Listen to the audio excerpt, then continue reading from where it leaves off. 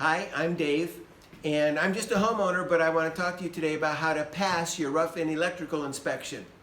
I'm not an expert, but I've done it a couple times in my life, and I'm always surprised at some of the things that are code. So I want to go through a fast video and show you all the important things in one shot. So here we go. We're in a bedroom right here, and in this bedroom, we started out, as you probably want to start out, by placing your blue boxes wherever you want, switches and outlets. So we just came in here and we imagined, well, we want to have the switch here next to the door, so we put a box there, just a box. And we knew we like lots of outlets, so we put an outlet here, and we put an outlet here, and an outlet here, and here. Some people think that's a little overdone, but we like lots of outlets. Now what you have to do for code, you have to have an outlet every 6 feet in a wall. So if you have a 12-foot bedroom like ours, there has to be one in the middle so that you never go more than 6 feet without running into an outlet. Of course, we beat that by a country mile. We have lots of outlets. So you place your boxes where you want outlets and switches. When you have your boxes placed, then you start running your home run. A home run line is any line that starts at the breaker panel and comes to feed the room. So for us, we ran from the breaker panel, which is at the other end of the house, 48 feet away, and we came into this outlet. So it comes across the attic and dives down. Here, these holes are drilled in the top plate, and so we come down and we went to this outlet first. That's our home run outlet. Now, a couple things to notice before we talk any more about the outlets. You have to be careful when you drill your holes to have enough holes, and you need them to be right in the middle of the 2x4. The reason is you need to pass inspection, you need 1 1/4 inches. So I've made this stick and I put a line on this stick at 1 1/4, and so you can go like this and put it up there and realize, oh yeah, we have plenty of room. But you drill a 3/4 inch hole right in the middle and it passes, and you can only put 2 wires in a 3/4 inch hole. So you have to do multiple holes for multiple wires. And that's code. If you go too much to the left or right, you're too close, 1 1/4 inches when they go and do drywall. If they nail into there and hit your wires, that's very bad. So if you're not 1 1/4 inches away, you have to put a nailer strip here to keep the nails, the drywall screws, from hitting those wires. So go right in the middle and go 3/4 of an inch, 2 wires for each hole. And by the way, we're dealing with old construction, and they didn't have that rule. So for example, if you look at this hole that's already existing from the old days, that one does not pass code. It's not in the middle, so we have an 1 1/4 on this side, but not enough room on this side. So I would have to put a nailer plate on there if I was going to use that hole, and I did not, but in other places I used the old holes, and the inspector dinged me on it, so I know. All right, so we started with the home run line, came from the breaker panel down here, and this is our home run. So basically we're coming into the box and then out of the box to the next one, and just daisy chaining all of these together.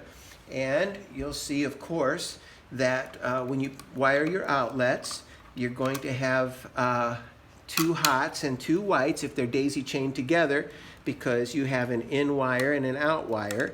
And the inspectors like it when you put pigtails on everything.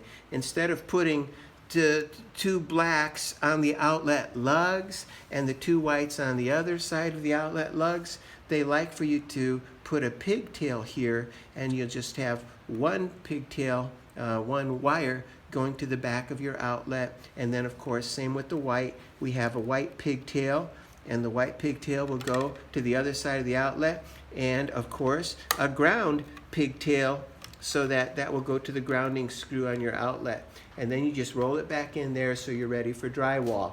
So we do that with all of the outlets, and you start with the home run line and you go daisy chaining along. So that's how you do the outlets. You can see we came from one outlet to another. When we got here, there's a bunch of timber in this window, so we didn't drill through all of that. That's too much drilling. We got up in the attic again, and then came back down and finished all around the rest of the room. Just notice here, we have a nailer plate. and that's because we used the old hole that was already drilled from 50 years ago, and it's too close. That's not 1.25 inches, and the inspector did not like that, and he made us put nailer plates on places like that. All right, so that's how you do the outlets.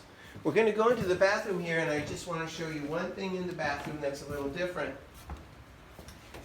In our bathroom, we're going to have both an outlet and a switch in this box, actually 2 switches. And so you see we have white wires, that's for lighting, and yellow wires, that's for receptacles, coming into the same box. And you can do that. You still will wire all your grounds together, and now you'll need 2 pigtails, one for the outlet side and one for the switch side. So our ground has 2 pigtails, one for the outlet, one for the switch.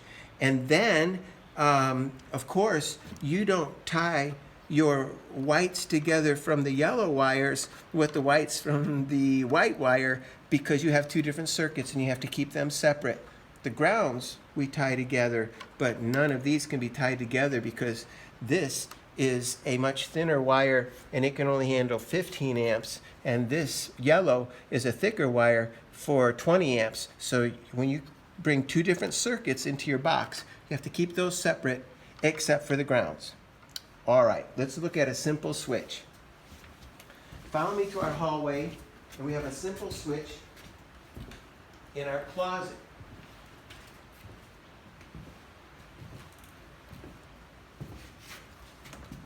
Now these days, because most of us are using LED lights, you can put a ton of lights. You could put your whole house on one lighting circuit. And again, we're going to be using white wires for the lighting circuits by and large, and yellow wires for the receptacles. And when you have a simple switch, you're going to have a hot line coming in all the way from the breaker panel again, hot coming in, and then you're going to need a hot to go out and catch the next switch. So you go from switch to switch. And if you have a home run for, say, the whole house, wherever you drop into the first switch, that's the source in, and then source out to go to the next switch, because every switch needs a hot wire. So that's how you do that. And when you wire these, of course, you always wire your grounds together. And this is a simple switch. It only has a 1-gang box for a simple switch. And so we just have 1 ground wire, and this will connect to the top of the outlet. You always tie your whites together in a switch. Tie all the whites. If we had 4 switches in this box, we would still tie all the whites together, tie all the grounds together, and then a switch, you're actually interrupting the black wire. So what happens here is, this is just for safety, we take this black wire and we put it on one side of the switch. Switches only get black wires. They don't get white wires. So you tie the whites together, put the blacks, one on the top lug, one on the bottom lug, and now your switch is ready to go. We put the wire nut on there just because it's good for safety. If we turn this circuit on, the light will come on without a switch, and that's a good way to do it. All right, now we're going to show you a more complicated switch. So come over here to this switch. These are our patio doors. And what you see here, we have a ceiling fan, and we have a porch light, and we have a ceiling fan light kit. So 3 different switches in a 3-gang box. Same as before. You wire all of your grounds together. You do that first. They all go together. And since you have 3 switches, you're going to have 3 pigtails coming off, 1 for each switch. So my pigtails are a little buried here, but that's here in this yellow. And so there's a pigtail. Oh, I gave the pigtail up here. Pigtail for every switch. And of course, your black wires, 1 for the top lug of the switch, 1 for the bottom on each of the switches. And little tags. You've got to make these tags here, because you'll forget what all of these wires are doing. So one of these black wires for this switch is hot, and one switch is going to be hot when you switch it. So we marked this wire is going to our ceiling fan. The one next to it is hot. And when we switch it, then the ceiling fan becomes hot. So put your labels on, and not too deep in the box. What we did here, we took a piece of Scotch tape and we folded it over, just make a little loop and drop it on the wire and then pinch it together, not too deep in the box. And now we'll always remember, this is our ceiling fan black, so it comes in hot here. We'll put the switch here, and then our ceiling fan will work. And then this one over here, this is the outside lights, because this is a patio door. And so that one says outside lights, so obviously this one is hot. This one will become hot when we turn on the switch for the outside lights. And then this one, of course, is marked for the ceiling fan light kit. And so we have 3 switches in a 3-gang box. Once again, you tie all the whites together. Always tie the whites together, and then tie your grounds together and leave pigtails for each grounding wire. And then the blacks go together, because one's for the top lug of the switch and one is for the bottom lug of the switch. And that's how you do a more complicated switch. All right, to the kitchen. In the kitchen here, what surprises a lot of people is how many outlets you have to have. So this is your garbage disposal, or this is our dishwasher outlet, and that has to be GFI. So you can either make it GFI up here somewhere where you can see it, but that's a bad idea. This is basically functioning as a junction box, so we won't have anything but a blank cover on here, and we are GFI-ing it at the breaker panel. So that's a more expensive breaker to put in the breaker panel, but it'll be GFI, and if it triggers, even if it's a nuisance trip, we go to the breaker panel and trip it back the other direction. We're good. So you have to have a separate circuit for your dishwasher. You have to have a separate circuit for your garbage disposal. So these are home runs. Home run from here to the panel for the garbage disposal, from here to the panel for the dishwasher. And then you have to have a home run on your microwave. Our microwave goes over the range, and so a home run from the microwave to the breaker panel. You don't have to have a home run from the refrigerator to the breaker panel, but it's common. So another, from here to the breaker panel we go. And we keep having all these circuits. We're going to have an island. The island has to have an outlet and probably its own circuit. And then you have to have in the kitchen a dedicated circuit.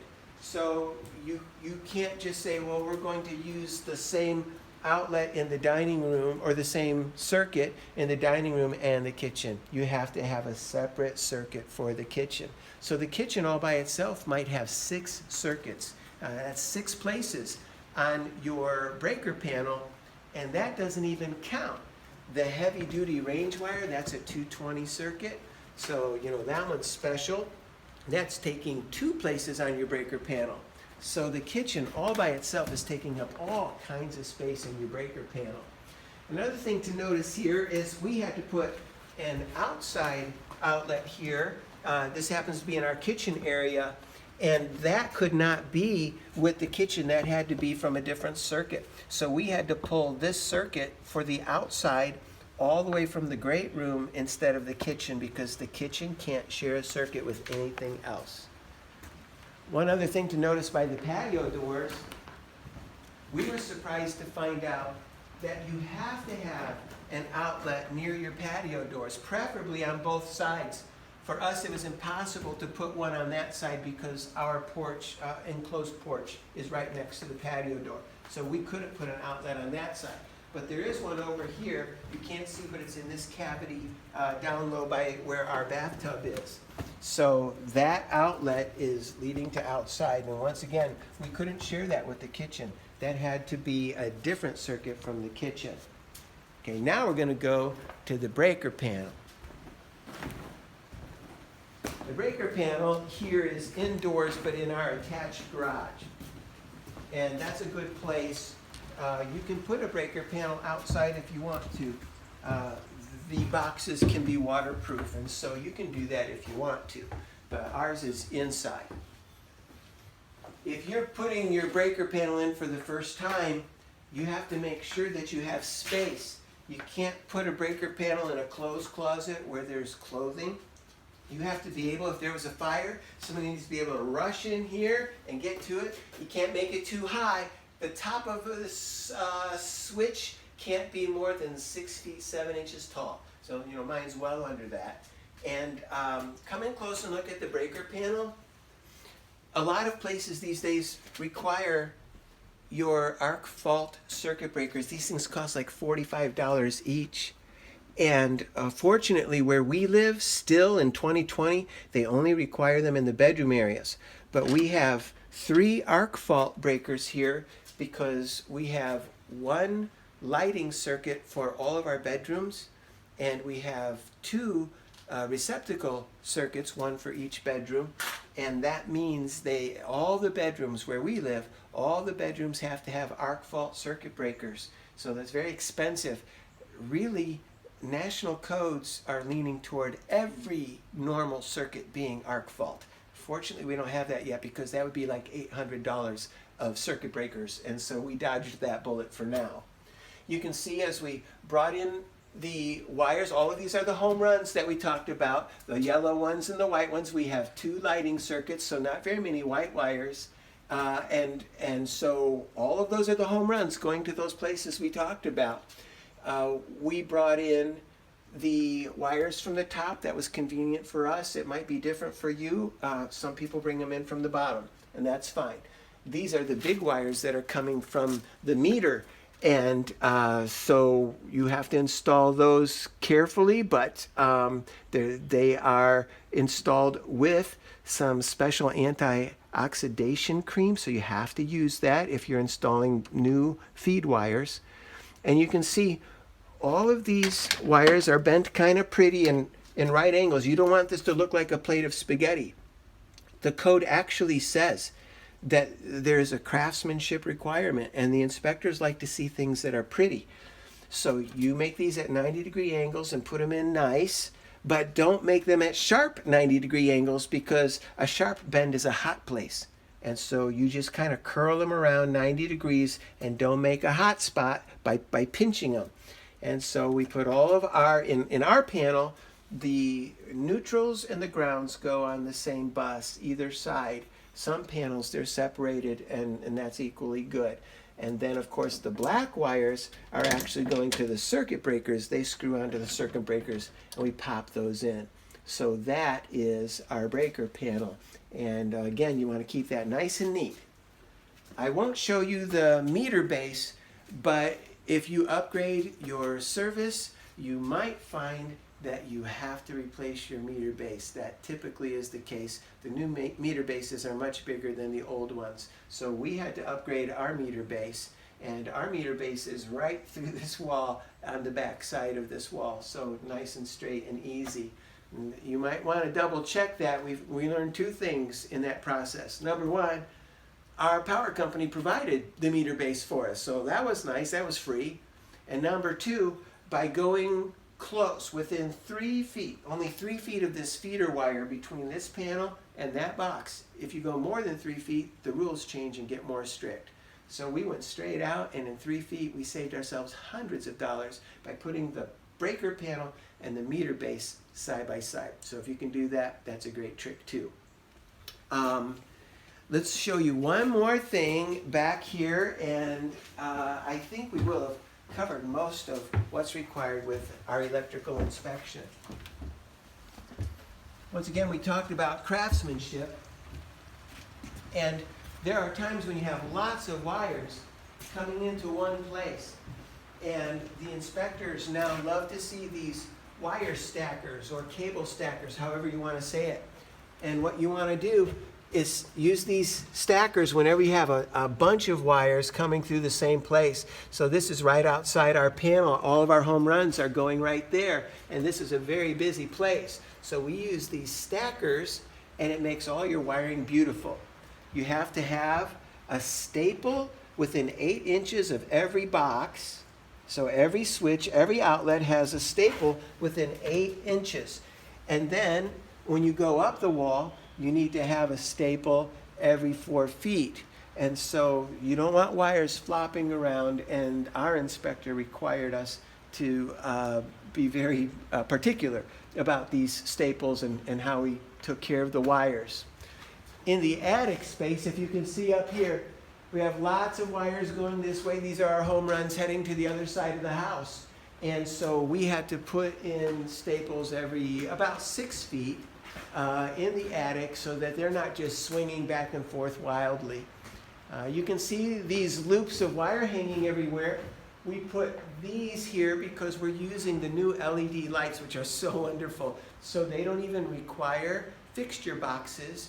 The lights come with the fixture box already complete, and all you do is cut the appropriate size hole in your drywall, and you put your wiring in that box. That's your fixture box, and you just toss this up into the ceiling, and this is a spring-loaded lens, and so you pop these springs into the hole that you've made in your drywall, and it's wonderful. So these are the kinds of lights, and that's why there are no fixture boxes where you see all of these loops of wire. We didn't require that for this kind of light.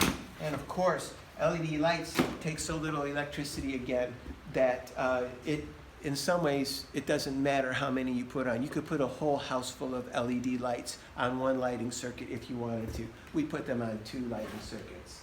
One more thing to notice in the attic, and we're happy.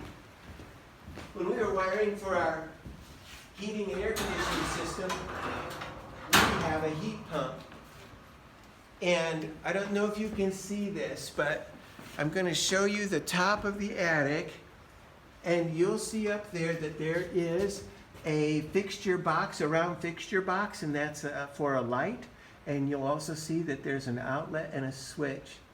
You must have an outlet within 6 feet of your air conditioning unit in the attic. It's code, and so you have to have one. And the same with a fixture box. You must have a light so that workmen up there can see, and they can also plug their tools into the outlet. And so we have to do that within 6 feet of our air conditioning system, and that's why that is there. So some of the things that we had to learn along the way, and we passed inspection, and so we're so happy, and that doesn't make me an expert, but that's what it took for me to pass. So I hope that's helpful, and thank you for watching our video.